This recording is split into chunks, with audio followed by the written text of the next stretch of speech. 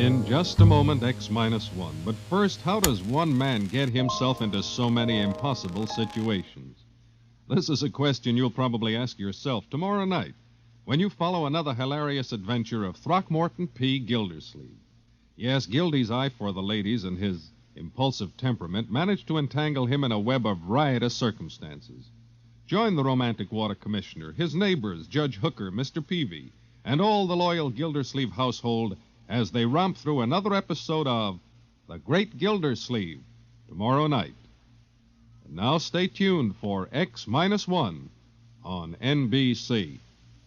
From the far horizons of the unknown come transcribed tales of new dimensions in time and space.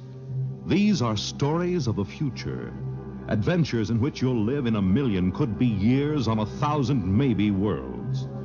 The National Broadcasting Company, in cooperation with Galaxy Science Fiction Magazine, presents X-1.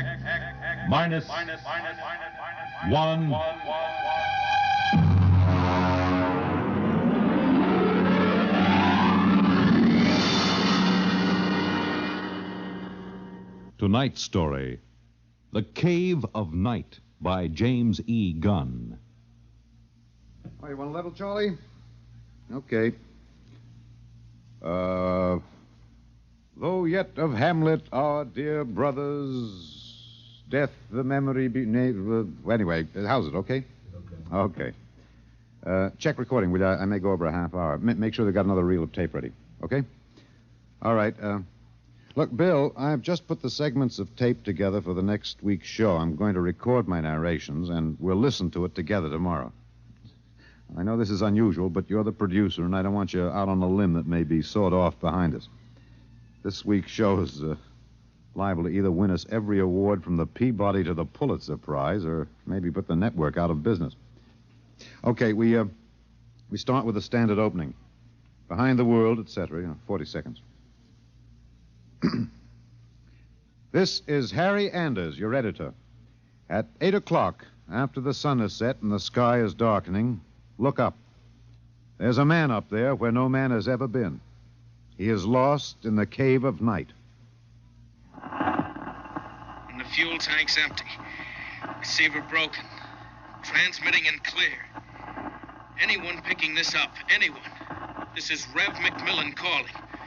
Notify Goddard Rock, New Mexico. There's no way to get back. There's a man up there where no man has ever been. He is lost in the cave of night. We all know that phrase now, the cave of night. It was written by a poet disguised in the cynical hide of a newspaper rewrite man. But it stuck. It caught the world and held it like a butterfly pinned to a board.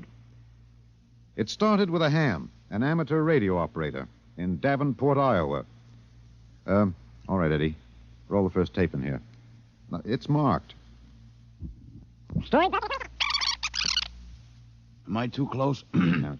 I was up in the attic. I usually have a talk with WG73. He's in Buenos Aires. We play chess. Well, there was some kind of interference. And then all of a sudden, I heard this voice. I record most of my listening anyway, so I had the tape machine running. After I heard it, I called civil defense. That's what we're supposed to. Look, Bill, I haven't done the final editing on these tapes, so don't worry if they're a little rough. Down out of the night, flung from the darkness, came these words, the first of so many that electrified the world. Notify Goddard Rock, New Mexico. There's no way to get back. No way to get back. I'm stuck up here. No way to get down. What does it take to catch the pity of the world? A man wedged underground in Kentucky. A little girl in the bottom of a well. Somebody alive, waiting for rescue, with the days of his life numbered. Somebody, somewhere, waiting for us to get him out. The story broke in this morning's papers. Orbiting 1,000 miles above our heads was a man, an officer of the United States Air Force in a fuelless spaceship.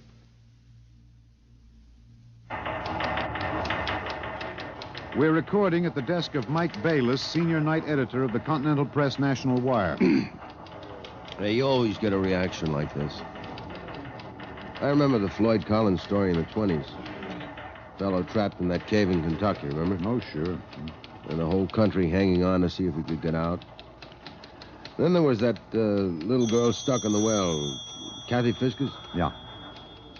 We pulled all those stories out and put them on the wire for background. But this hit bigger. We got the first lead from an Air Force handout in New Mexico. They just said an experimental rocket failed to return to base. But by that time, the cat was out of the bag. Ham operators picked up those messages from Boston to Fairbanks, Alaska. Mr. Bayless, you first used the phrase the cave of night, didn't you? Yeah, I guess so. I mean, you know, you got to get a little purple on a thing like this. People eat it up. You can't spread it on too thick. Anyway, I was lost in a cave once when I was a kid in upstate New York. I waited around for a couple of hours in the dark until they came for me. It kind of reminded me of that. It reminded the world of terrors at night, of struggling awake through nightmares. The fears of loneliness, darkness, falling, suffocation, thirst. It reminded me of Rev McMillan.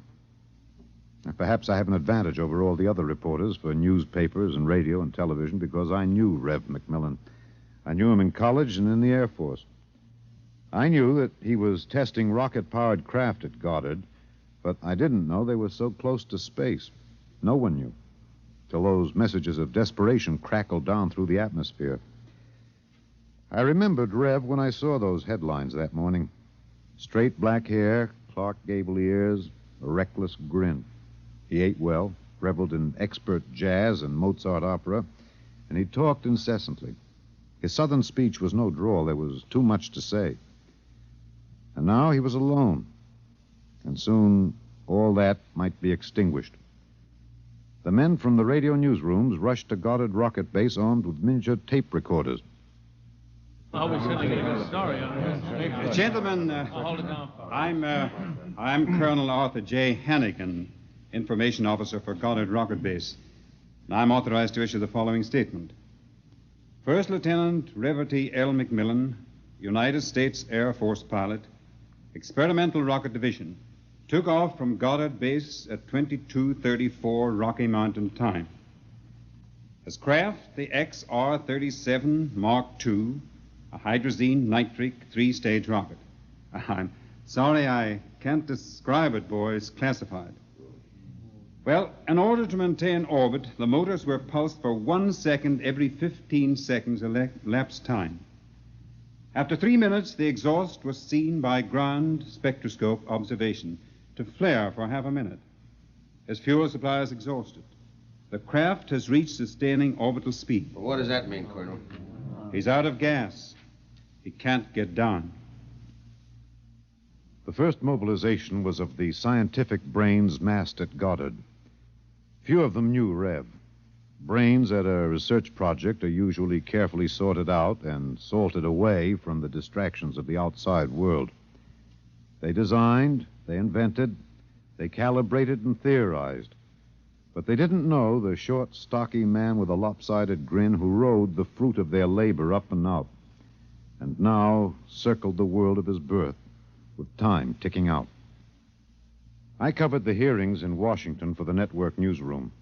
I flew down from New York, and the stewardess came out every few minutes to tell the passengers the latest news. She called him Rev, although she never knew him, and once I thought I saw a tear. The hearing was before the subcommittee of the Senate Committee on Military Affairs. Presiding, Senator Allen J. Haggister of Kentucky. All right, General Finch. You've made the technical situation fairly comprehensive, even to an old cane-brake redneck hillbilly like myself. I have tried to make the gravity of the situation apparent, sir. It appears to me, General, that the sacred life of a human being created in the image of his maker is in danger. It's no light thing to be thrown away like some guinea pig. If that ship wasn't safe, if that poor man up there in the cave of night is to die, somebody is responsible. Isn't that right, General? Sir, a manned rocket was sent up because of one simple fact. It takes a computer of tremendous versatility and capacity to operate a Harrison-Munch reactor engine. A computer of infinite complexity. And I ask you, General, I put the question to you, why was such a computer not designed? It has been designed, sir. It was designed 500,000 years ago. There is only one mechanism competent to handle those controls, sir. That is the human brain. All right. I turn now to my second question, General, and I ask it not only for myself and my colleagues on this committee, but for 170 million Americans listening on the radio, watching on television. With that man up there living out his last days, why was it not possible to send a ship up after him? Why was there no second ship built? For one reason, Senator, money. The appropriation for rocket research fell short by 12% of the amount needed even to build one vessel. Oh, frankly, gentlemen, the deficiency was made up by cutting corners and diverting funds from other projects. That is not the point, General. There's a man up there who's going to die. With the limited funds you gave us, we've done what we set out to do. We've demonstrated that space flight is possible, that a space platform is feasible. If there is any inefficiency, if there is any blame for what has happened, it lies at the door of those who lack the confidence and the courage and ability of their countrymen to fight free of Earth to their greatest glory. Senator, how did you vote on that?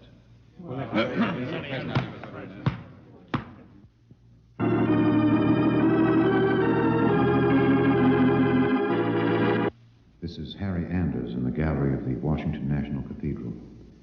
This is a special prayer service called by the Dean of the Cathedral for the safety of Lieutenant Macmillan and for the success of the recently announced rescue plan. The church is filled. There's a sprinkling of high Navy, Army, and Air Force uniforms. I see General Finch in the second row, next to the Secretary of the Air Force and the newly appointed Undersecretary of Defense, Mr. Winokur. Prominently displayed in the center aisle, below the ornate railing separating the pews from the altar, is the small model of Macmillan's ship. One by one now, the congregation is filing past, dropping checks, bills. I saw one child drop in 12 pennies one by one. All contributions are to be used to defray the cost of the rescue effort. The congregation is now kneeling to pray. A moment of silent prayer will follow for the safety and rescue of Lieutenant Macmillan. $1 billion was raised in 1 week from voluntary contributions. Another $1.5 billion was appropriated unanimously by Congress. The race began. Would the rescue party reach the ship in time? Of course, we didn't know then. And daily we listened to the voice of the man we hoped to buy back from death. Now, look, Bill. On these Macmillan broadcast tapes, don't let some ignorant engineering vice president holler because it's not broadcast quality. Believe me, I knew Macmillan. There's more of that wild Texan in these tapes than in any hi-fi super-frequency response studio recordings. Just listen. You'll see what I mean. I've been staring out the portholes. I never tire of it. Through the window at the right, I see a black velvet curtain with a strong light behind it. There are pinpoint holes in the curtain, and the light shines through, not winking the way stars do, but steady. There's no air up here, that's the reason. My oxygen is holding out better than I expected. By my figures, it should last 27 days more. I shouldn't use so much of it talking all the time, but it's hard to stop. Talking, I feel as if I was still in touch with the Earth, still one of you. Even though I am way up here. Too bad the receiver is broken, but if it had to be one or the other, I'm glad it was the transmitter that came through all right. There's only one of me. There are billions of you to talk to. You can't see me now. You'll have to wait hours for the dawn. I'll have mine in a few minutes. That's the way he talked. And as we listened to the lonely voice from the night, The engineers, the scientists, the construction men worked round the clock. General Finch presented the problem in the pool interview. I asked the questions for the combined networks that afternoon. Most of you heard the complete broadcast live as he briefed the world with the clipped, laconic delivery of a soldier. There are two basic problems. We've recovered the first and second stages of the rocket. We've only to construct the third stage. The second problem is more difficult. The pilot. Lieutenant McMillan was the only man physically and psychologically qualified. We discovered that in our first program. His training and orientation took 18 months. We have now to duplicate this in 27 days. You think it's possible, General? I don't know. That's all, Mr. Anders. Stevenson, get me some coffee, will you? Black and some kind of sandwich, no butter, no mayonnaise. And then the voice from the cave asked a question and expected no answer. Do you hear me down there? Sometimes I wonder. I wish there was some way I could be sure you were hearing me. Just that one thing might keep me from going crazy. I was there the night we answered that question. I was there in a helicopter over Kansas City. This is Harry Anders speaking to you from a helicopter over Kansas City. There are 15 seconds till midnight. The plan was developed by General Finch. At precisely midnight, every light in the city will be out and then flashed on in 2-second intervals. This will be the exact moment that McMillan's ship is calculated to pass overhead. It's almost time now. 5, 4, 3, 2, 1. There they go. Off. On. Off. On. Off. On. I see it. I see it. Kansas City winking at me. Oh, yes, I can see it. Thanks. Thanks. You're listening. I know that now. I'm not alone. I'll never forget. I'm waiting for you. We're recording in the press gallery of the Goddard Rocket Base main construction hangar. The vast third stage component stands before us, men swarming up and down the gantry cranes. The Mark III is being built to carry 5 men instead of 1.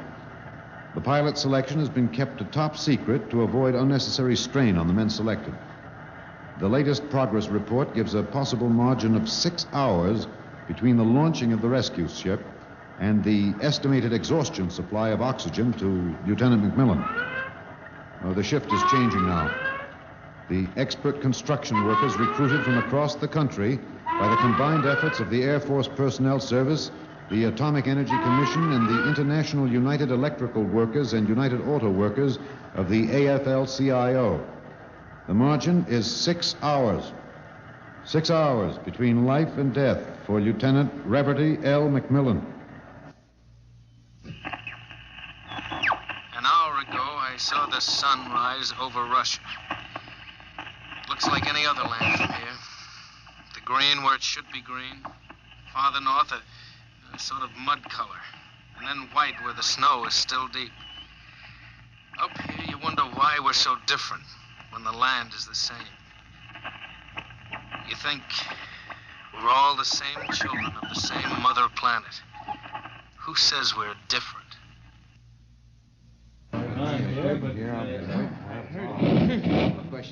Can you hear me in the back? You're standing a little close. Well, how about this? Yeah, That's better. All right, gentlemen, I have exactly 5 minutes for the press conference. Therefore, I'm not going to answer any questions. Progress report is as follows. As a safety factor, we're constructing 2 complete 3-stage rockets and 6 additional 3rd-stage components. The telemetered reports from McMillan's ship have added important additional information, and the first of the rescue vessels should be ready to be launched at the estimated time, weather permitting. Now, don't ask a question. Within certain limitations of air turbulence, the rocket will be ready to lift in time to save Lieutenant McMillan. 21 21 days. The air's bad tonight. Can't seem to get a full breath. It seems to stick in the lungs. It doesn't matter, though. But I wish you could see what I've seen. The vast, spreading universe around Earth like a bride in a soft veil. You'd know then that we belong out here. Come out, mankind. Come out and see what I have seen.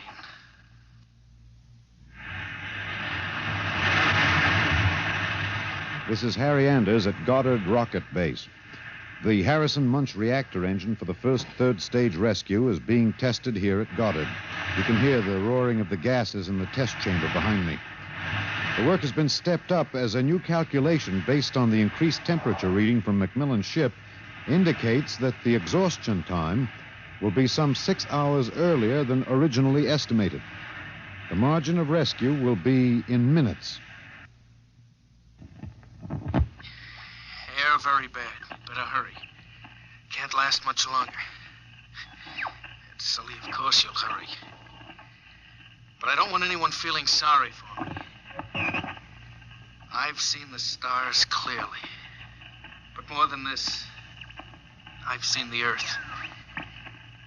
There where I have lived and loved. I have known it better than any man. And loved it better. And known its children better. Goodbye. I have a better tomb than the greatest conqueror Earth ever bore. Do not disturb.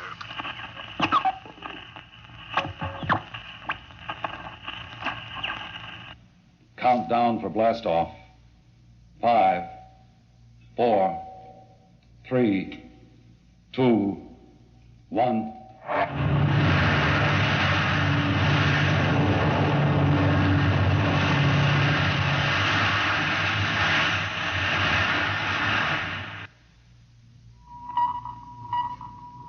Anders, tape 323. We're in the press operation room of Goddard Field. The rescue rocket has been aloft 53 minutes plus. Its calculated time of arrival is 54 minutes. You will hear the voice of General Beauregard Finch on a direct pickup from the rescue vessel, which has been named unofficially the Lifesaver. Silent crowds have collected at the outer perimeter of the rocket base, as if by their presence they might help it. Here it comes. Quiet, quiet. The next voice you hear will be General Finch aloft in the rescue ship. The voice quality may not be good. He's speaking over a throat mic in his pressure suit. Mark 3 to base. This is Finch. We'll secure that field. We have just secured to the airlock of McMillan's ship. I'm now entering the lock. The inner door is closed. I have closed the outer door. The inner door is cycling. Now it is open. Bring in those oxy bottles, will you? The bulkhead to the control room is open.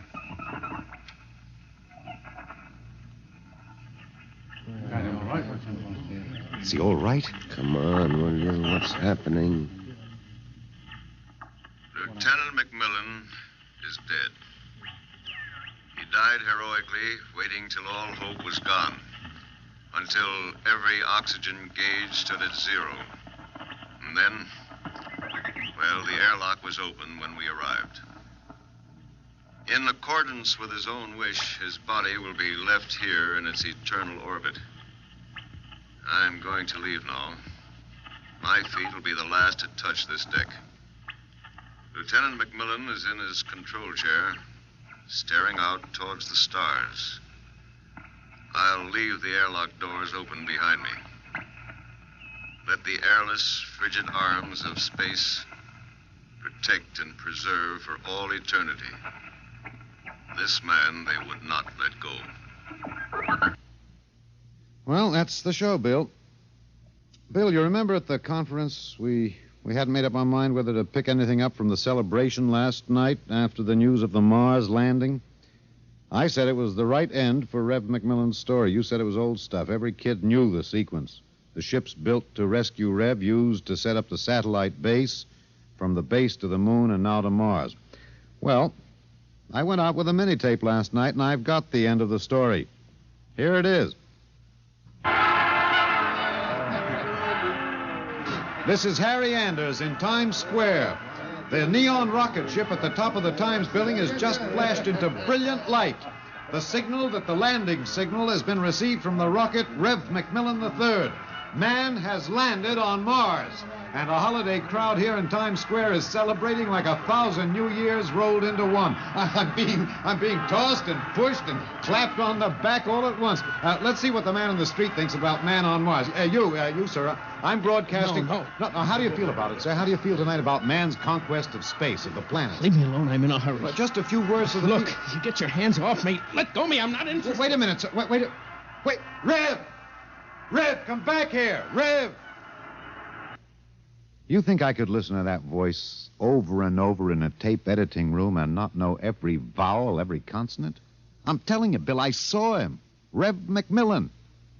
The black hair was gray and those claw cable ears were pinned back, but that's a simple operation. I played that piece of tape over and over. It was Rev, I know it. He isn't up there. He's alive. We've got it, Bill. We've got it on our show. We'll break it. Rev McMillan is alive. I haven't written it yet, but we finish it off with this, with a question. Why did they announce he was dead? I'm in the tape editing room now. I've got the reel ready to record the answer. Excuse me, Mr. Anders. I'm... Hey, just a minute. I'm recording. You better see the page outside Mr. at the... Anders, I'd like to talk to you for a moment, if I may. I have a letter of authorization... Just a minute. I'll be through in a minute. Look, Bill, I've got the answer now. Last night, they landed on Mars. But that first ship, the one that circles up there now, there isn't anybody on it. There never was, except a 30 days recording and a transmitter. That's all.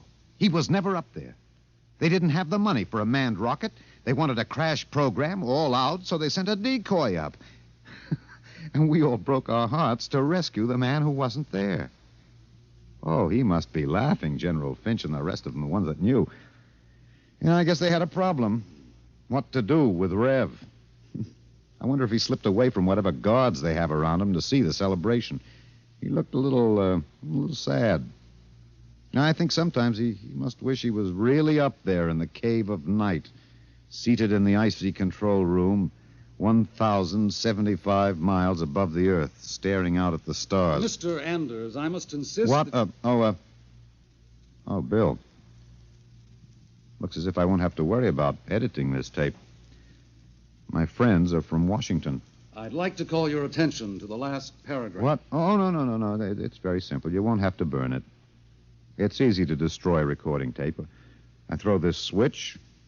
When the tape goes through the erasing head, it's gone forever. Oh, too bad. Would have made one fine show. Okay. So long, Rev.